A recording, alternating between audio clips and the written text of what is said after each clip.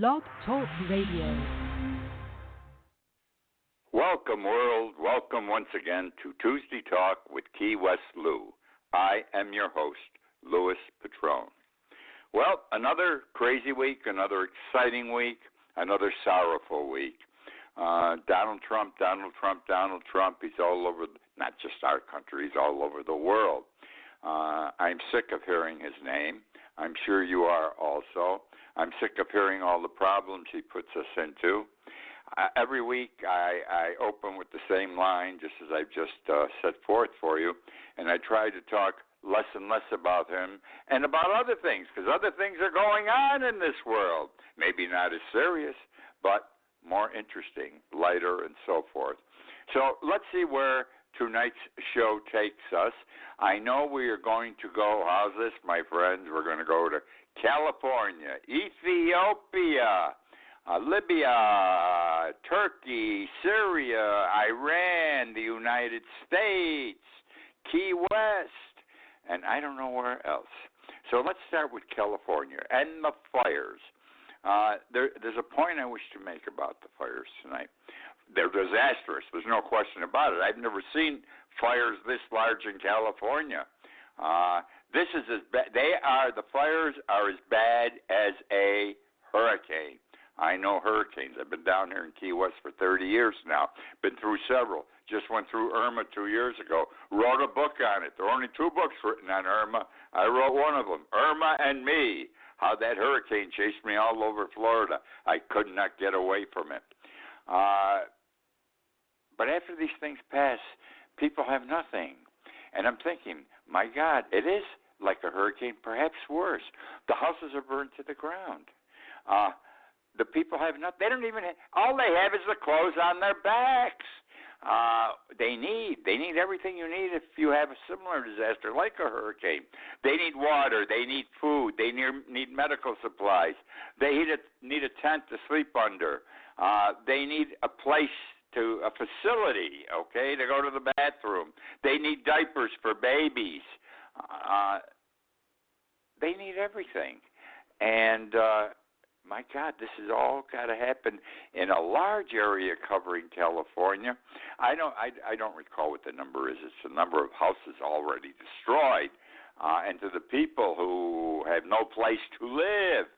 Now, you know all this. The point I want to make tonight is, though, we're not helping people properly in this country anymore, whether it's a hurricane or a major flood or a catastrophic fires they are having in California. A city, a farm area, a county, a state do not have the wherewithal, do not have sufficient monies to take care of the needs of their people on an immediate basis or a long-term basis to recover from these disasters. We have to look to the federal government. We have always looked to the federal government. Now, for whatever reason, be it climate change or what, I don't know, we are having more disasters. We are having more floods. We are having more hurricanes, let me tell you. We are having more tornadoes. And obviously, we're having the fire of all fires out in California this year. The federal government has to step in immediately with big dollars, big money. And Trump will go out there and he'll take a look. And he'll say, don't worry, folks, we got the money, I'm going to take care of you. 3 months from now, nothing happens. They do a little bit up front to look good, but as time goes on, the federal government does less and less and less. And the reason is we have too many of these disasters now, and we don't have the money to take care of them, to help our people. But the reason we don't have the money is no one has been paying attention to this desperate need, which is occurring more and more every year. And I don't blame Donald Trump alone. He doesn't worry about these disasters. In fact, he cut money out of it last year, I think, out of the budget for natural disasters when we need it. we should be putting money in every year. We should have these accounts where we know something's going to happen, and we see to the future, and we take care of it by putting money aside, putting money in the federal budget. Now, I don't blame just Trump. He screwed up on it, and I'll tell you this, Obama and his predecessors also, they forgot about natural disasters. Money went someplace else. Well, somebody's got to take a look at this and do something about it and bring some money back into these accounts, because these are our people that are going without in California for the next year. Here in Key West, it's more than 2 years later.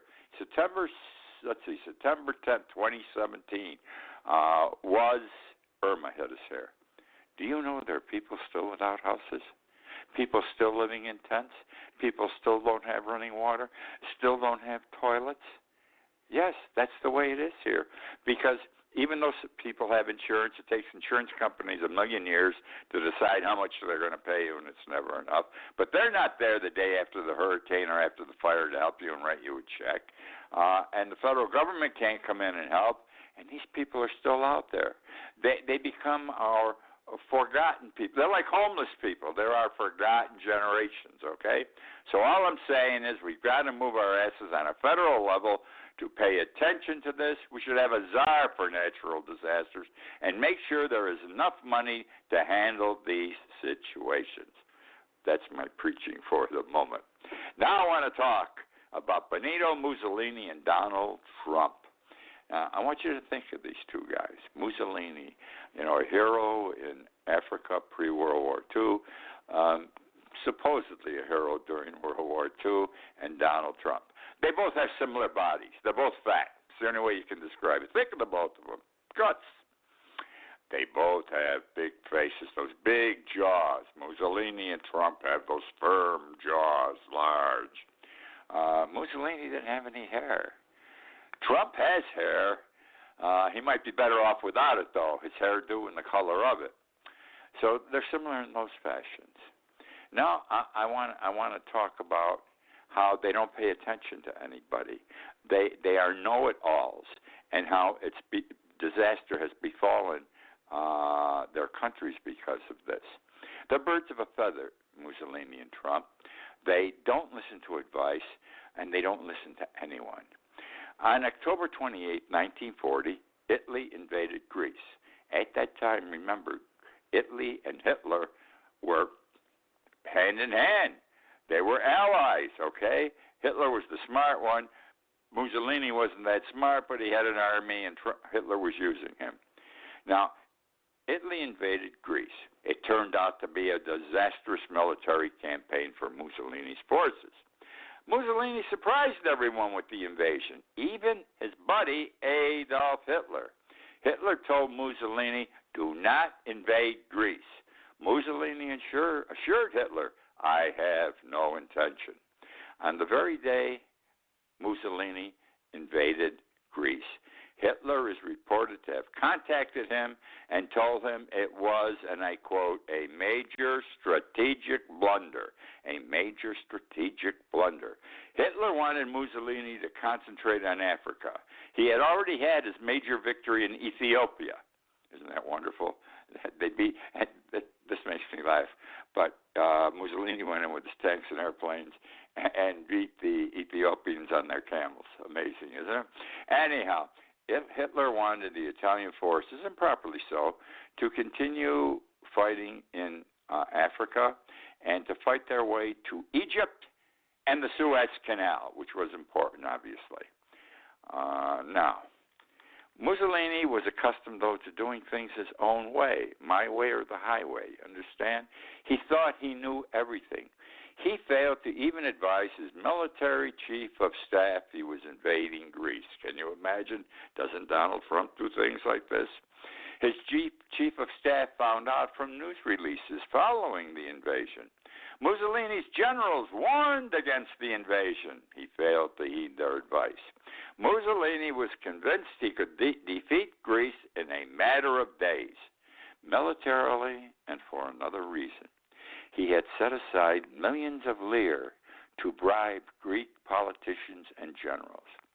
And that's Donald Trump also. Donald Trump isn't bribing people, but he thinks he's going to do something and accomplish a result because of some oddball approach to it, like Mussolini was going to bribe the Greek politicians and generals.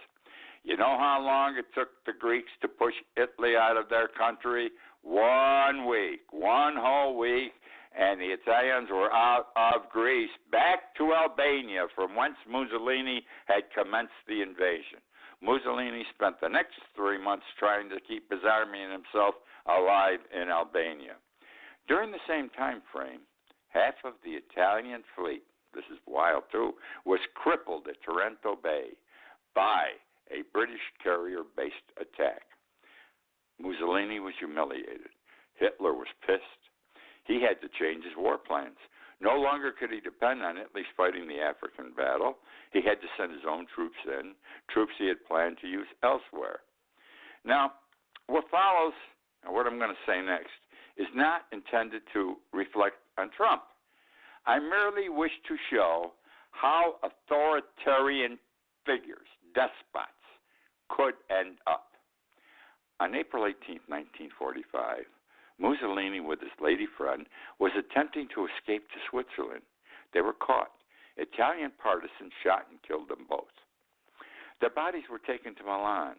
The dead bodies were hung upside down from a metal girder at a gas station in the Piazza Loreto in Milan. The Italian people spit, beat, abused, and shot at the bodies, dead bodies, hanging upside down. 2 days later, Hitler committed suicide in a bunker in Berlin. Amazing, they both won at the same time. And that's the story.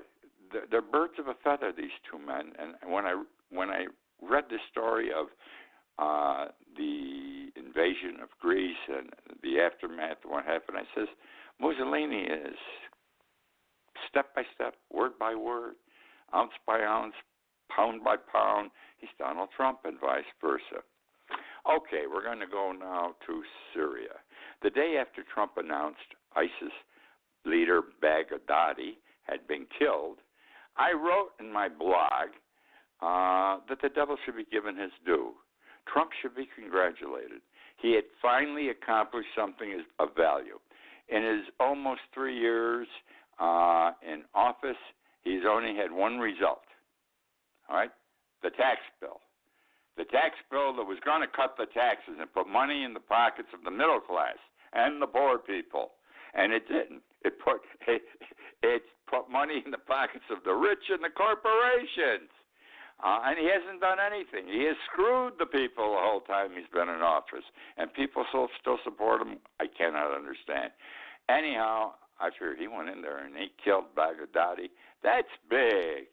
And you got to give the devil his due. Now, in the last few days, and that isn't very long since I said give the devil his due, I have become uncertain. Is Baghdadi really dead?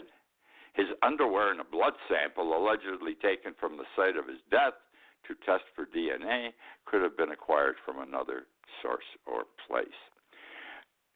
Trump has reported that Baghdadi was crying as he ran down the tunnel. How could he even see him in the tunnel? Why was he crying? Death he could not have feared. If he was killed, there would be 21 virgins waiting for him. The number I am not sure is accurate. You are all aware, however, that Muslims fighting for their religion do not fear death. Their heaven will be a glorious one. Forget not also that Trump has generally failed to tell the truth in the past. There are 5 previous instances where Baghdadi's death has been reported. He was killed. This is what they said, and he wasn't killed. He was killed in a U.S. airstrike on June 12, 2016. He was killed in a Russian airstrike May 28, 2017. He was killed in a Syrian attack June 11, 2017. An Iranian leader reported, and I quote, he's definitely dead, on June 29, 2017. A Syrian Observatory for Human Rights confirmed his death September 11, 2017. And he was most recently reported killed last week on October 26, 2019. Now, not that Russia's word is any more reliable, but Russia announced yesterday it was not aware of Baghdadi's death. The Russian Defense Ministry said Trump's report was merely propaganda. Now, it's tough when you're forced to believe either Trump or Putin. Both are liars. I think Putin's the better one, and it's been more successful lying, but they're both liars. I will continue to accept Trump's announcement of Baghdadi's death, though my belief, I must be quite frank, is waning. Then we talk about troops. Trump said, 2 weeks ago on a Sunday night, he talked to Erdogan on the telephone and said, I'm getting my troops out of Syria. They'll all be out tomorrow. Go ahead, do whatever you want. Terrific, isn't he?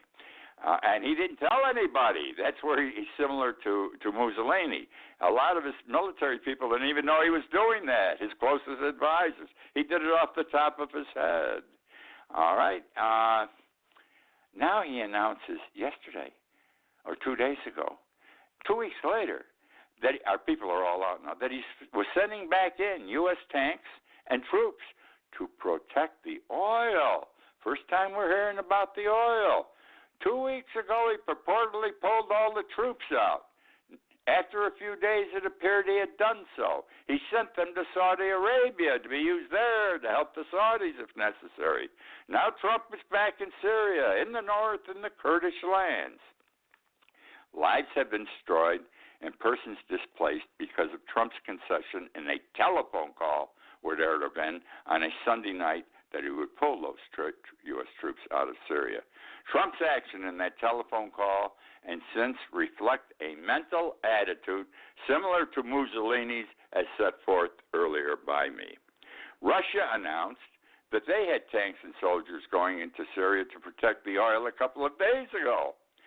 Now, I have written and I have spoken, and I'm proud of this, in the past 6 months, several times, maybe more than several times, that the Syrian conflict was over oil. In the last 6 months, I have been saying the Syrian conflict is over nothing else but oil. I was right. It is. Trump and Putin are racing in to protect the oil. Iran and Turkey expect some of it, if not all the oil. And Trump, he's saying, maybe we can make a deal and we can all share. Putin has said the United States isn't going to get any of the oil as his tanks and troops are going in. Good luck. I can't see Russia, Iran, or Turkey wanting the United States as a partner in the oil. In the next 2 weeks, there probably will be an interesting confrontation regarding the oil. One final point regarding the oil. We don't need it. The United States does not need the oil. We have enough oil today from shale that has put the United States on top of the world production-wise when it comes to oil. Now, everyone has also forgotten the Kurds in the coming oil dispute. They want a piece of the action, too. Okay, let's move on. I'm going to talk a little bit about Key West tonight, off and on, also as it comes to mind. This is a Key West show. Sometimes I don't even talk about Key West, but we just had Fantasy Fest. Fantasy Fest is a 10-day social festival occurrence that happens every year at this time, roughly the 10, 12 days before Halloween. And it's a little raw, not bad. It's gotten better over the years, and a lot of people come down here to party. We have toga parties. We have body painting parties. There's a little bit of, Anyhow, we have a parade on Saturday nights, big parade. Anywhere from 60 to 80,000 people come to the parade on Saturday night. CBS reported that the Fantasy Fest parade this past Saturday night was 60,000. I didn't attend. I talked to some I know who attended. They thought the crowd was smaller than normal. The $60,000 figure was not accurate. If not accurate, it was probably 50,000. Still a hell of a lot of people. Now we're going to have another party this weekend. The Parrot Heads, they're called. From Thursday through Sunday, their 28th anniversary, the Parrot Heads are Jimmy Buffett lovers. It's a fan club, and they refer to themselves as Parrot Heads because of the goofy hats they wear. They represent, though, another breed of America. They do, opposite from Fantasy Festers. Fantasy Festers are hard drinkers, sexually attuned, attracted. Excuse me, I'm choking at it. It's a little wild down here for Fantasy Fest. You'll find during Fantasy Fest some of our people, a lot of women are bare-breasted, nothing. Others are totally bare, nothing. Everything's painted, but no pasties, nothing over the crotch. And they're heavy drinkers. However, Parrot Heads are a different breed. None of them will go bare-assed or bare-boobed. None of them are heavy drinkers. They're conservative Americans, and this is their weekend. It's going to be a different weekend down here. A ton of people, not as many as Fantasy Fest, but it's going to be another party weekend with conservative America. A great white shark has been reported off Key West shores. A great white shark has been found to be off of our beaches here. A 2,000-pounder, 15 feet, 5 inches in length. The shark was tagged with a tracker last year. That is how we know here in Key West that it's out there. No one has seen it yet. Bad stuff. Bad stuff. Okay. Going to talk about masturbation. This really takes the show way out a little bit tonight. Did you know there was a time people were told they could cure masturbation by eating cornflakes? And did you know that those cornflakes were discovered or prepared by the Kellogg brothers? Kellogg's cornflakes that are sold today were put out on the market 1920, 1900 as a cure for masturbation. Took off as a breakfast cereal instead. The story is basically this. Masturbation, we know, is disgusting to some, a pleasure to others. In today's era, it's more acceptable than not. There was a time, a century and more ago, when theologians and physicians described masturbation with terms such as heinous, deplorable, and hideous. Two persons who decried masturbation were the Kellogg brothers, again, discoverers, founders of Kellogg cornflakes. The purpose of the cornflakes was to cure masturbation. I kid you not. I wrote an article for Conk Life, which was published on June 5th, 2016, titled Cornflakes Cure Masturbation. In 2019 alone, there seems to be, in this year alone, there seems to be an influx of articles, the basis of which involves masturbation. All of a sudden, magazines, good magazines, are popular ones, prominent ones, are talking about masturbation. These are magazines of prominence. Titles of the articles such as How to Masturbate, How to Stop Masturbating, Females and Masturbation, Myths about Masturbation and Relationships, How to Masturbate for Women. I masturbated every day for a week. What's it like to go to a masturbation coach, and masturbation tips for women.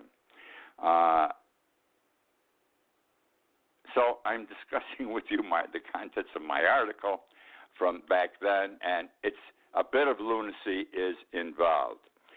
Groups through the centuries have condemned sex, okay?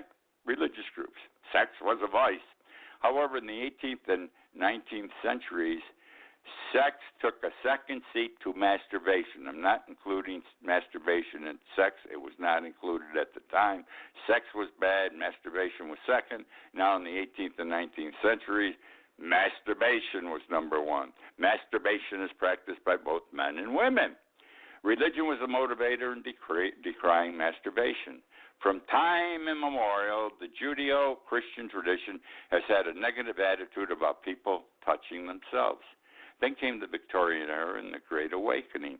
The extreme prudishness of these eras created the perfect storm for people to become obsessed with masturbation.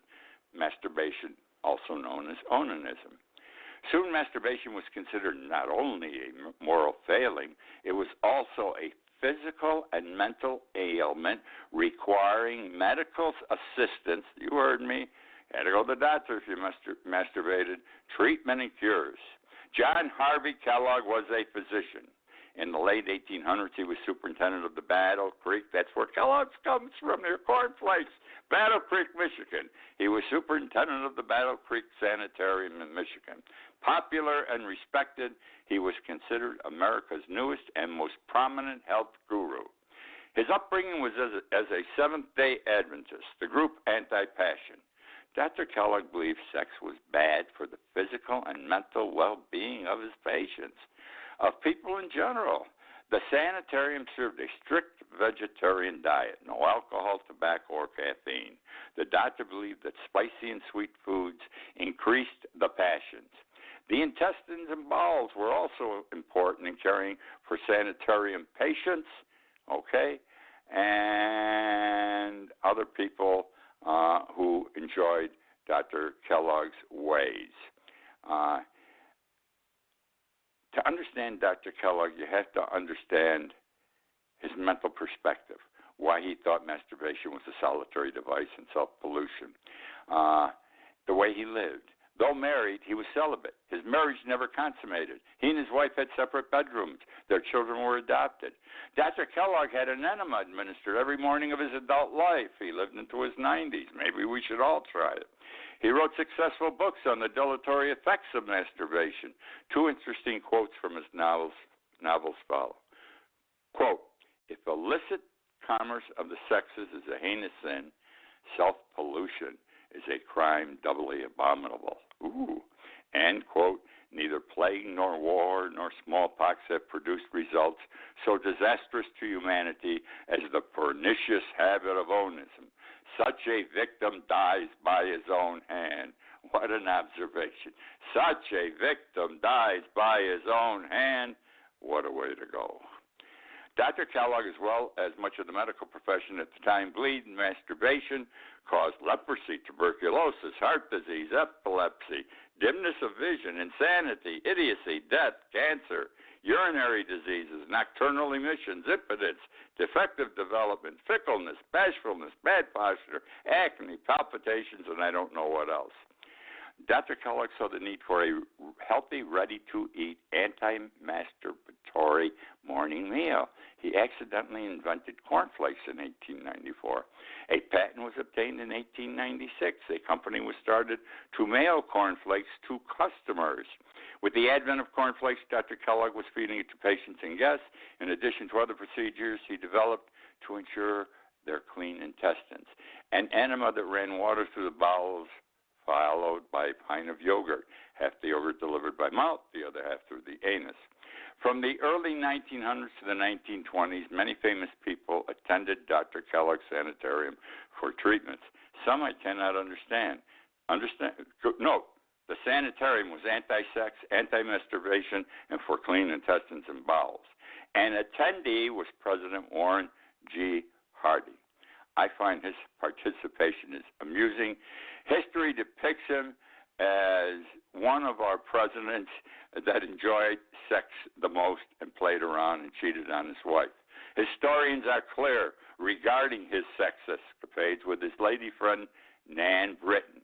They frequented a White House closet off of the Oval Office to do the dirty deed.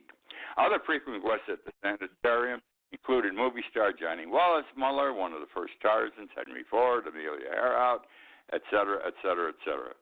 So that's the story of where we got cornflakes from. Eventually, he and his brother started a business just to sell them for a breakfast cereal because they could make more money as opposed to taking care of the masturbation problem that was affecting the population. That's the show for tonight. A little bit different. Topics a little bit different. Hope you enjoyed. I enjoyed sharing them with you. I do a blog every morning. Please read it. KeyWestLou.com. 70,000 people subscribe to my blog. You heard me? It's good to read. It's quick and it's interesting. KeyWestLou.com. Okay, my friends, this is Louis Patrone. I'm signing off from Key West, Florida. I hope you enjoyed the show this evening. I look forward to being with you again next week.